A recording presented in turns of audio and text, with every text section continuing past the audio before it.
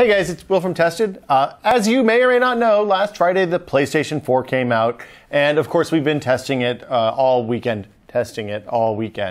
But like a lot of you, we had questions the moment we heard that Sony would let end users upgrade the hard drive to a 2.5-inch mobile hard drive of their choice, like this one. This is the 500 gig drive that comes in every PlayStation 4 sold. It's a relatively slow traditional hard drive. It's made by HGST, which is now owned by Western Digital, and it's pretty unremarkable. But since you can take any hard drive you want, put it in the PS4, install the system software on it by downloading it from a website and putting it on a USB thumb drive and then booting into a special mode, everybody immediately wanted to know what would happen if you put one of these guys in it. This is an SSD. It's a solid-state flash storage. This is a 250 gigabyte Samsung 840 EVO SSD. It's pretty much one of the better price per performance ratios. The Wirecutter recommends it among a bunch of other sites. And it's a reliable, good SSD. Now, the problem with SSDs is that they're pretty expensive. So this SSD for 250 gigabytes of storage is about $175. To contrast, this 500 gig regular hard drive costs, $50 to $70, somewhere in there. Probably cheaper for Sony than it is for you and me.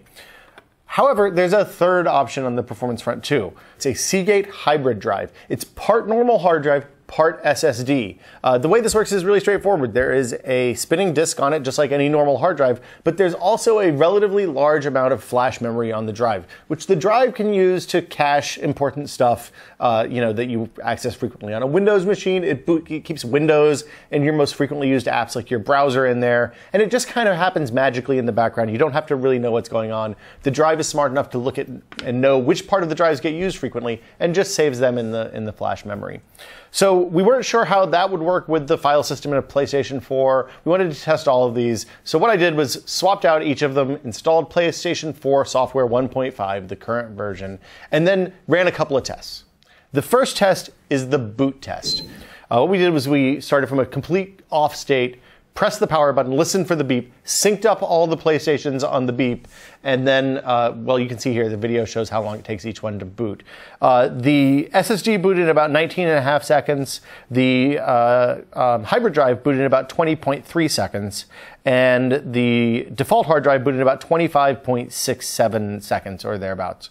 The upshot is that by spending money on an SSD, you get about 6.5 seconds, 6 1/3 seconds savings. Every time you boot up, it's a little bit faster. Now, the standby doesn't work right now in the current PS4 firmware, so we weren't able to test that. Presumably, you'll see another gain there, but we'll know that in the future. Next, we want to test games. There's two different ways to get games for the PlayStation 4. You can download them from the store. You can buy them on a disc. Either way, they have to be installed to the hard drive. So what we're testing on the first one is the time it takes to launch a disc-based game, in this case, NAC, from when you press the button on the controller to launch the game to when it gets to the start, press any key to start game screen.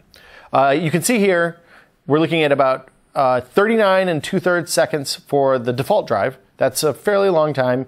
33 2/3 seconds for the hybrid drive, and about 34 seconds flat for the SSD. So again, you shave about 5 seconds off of the load time. We weren't able to test level loads here because most of the saves that we had for NAC actually jumped straight into a cutscene, and that seemed a little bit weird to test because sometimes the PS4 is doing background loading behind cutscenes. Next up is a download-based game. So this is installed to the hard drive too, just like NAC was, but it doesn't have to check the disk to make sure that you're authorized to play the game. The first game we tested was Killzone. We started at the menu screen, hit the button to load the most recent campaign save, and timed from when I press the button until the campaign loads. You can see it's 39 seconds for the SSD, which it turns out is actually quite fast, 42 seconds for the hybrid drive, and 60 seconds for the 500 gig default drive. Now, it seems like a pretty big gap. You're looking at 21 seconds between the two, between the fastest and the slowest, but we'll get to the pros and cons of the SSD in a little bit. This may not be a closed case.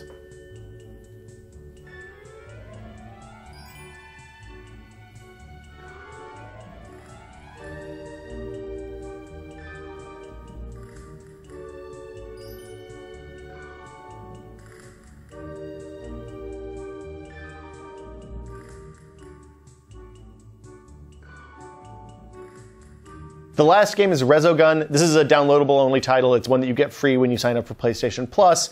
We wanted to load it and see what kind of time it takes. And it's basically the difference in 2/3 of a second, 0.667 seconds between the fastest SSD and the slowest, the default hard drive.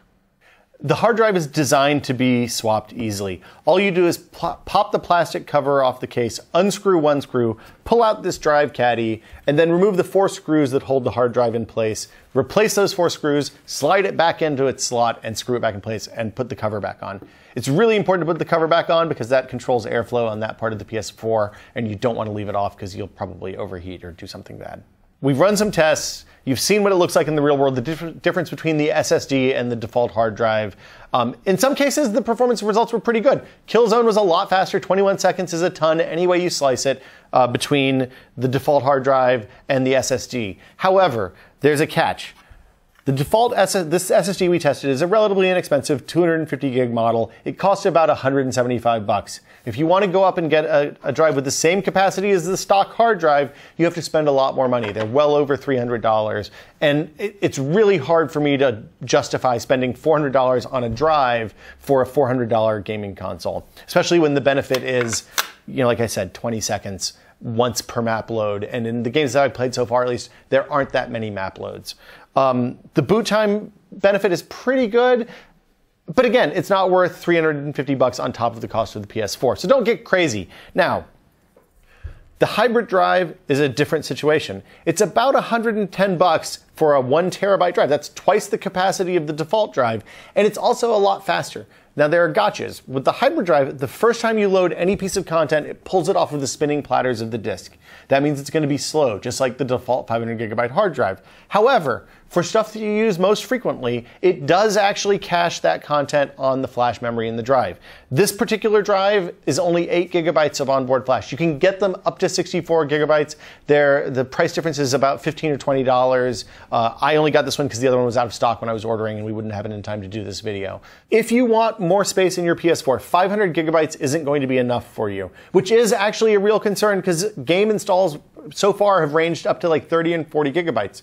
When you're talking about 400 gigabytes of usable space on the default drive, you're looking at 10 to 20 games installed at any one time. And since every single game that you play, whether it's on a disc or not, has to be installed to the hard drive, you're probably going to run out of space at some point in the future, and it's unclear how the PS4 software is going to manage that space for you. If you're going to have to keep constantly uninstalling and reinstalling stuff, it seems like a big boondoggle. So spending a little bit of extra money on a larger hard drive, maybe now, maybe in the future, does actually make sense.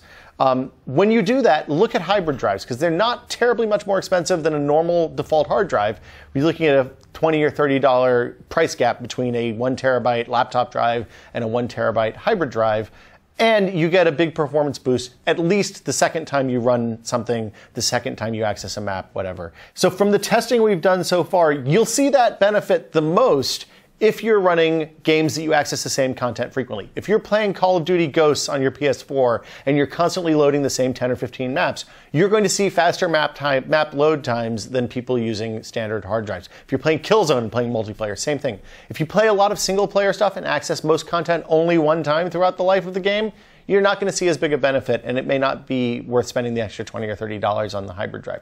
But that's our recommendation for the PlayStation 4 hard drive. If you're going to upgrade, if you need more space, if 500 gigabytes isn't enough for you, consider shelling out 20 or 30 bucks more for a larger hybrid drive than you would for just a stock hard drive. And don't spend money on an expensive SSD for a PlayStation 4, at least not right now. If you're going to buy an SSD, put that in your laptop or your desktop computer where you actually feel the benefit.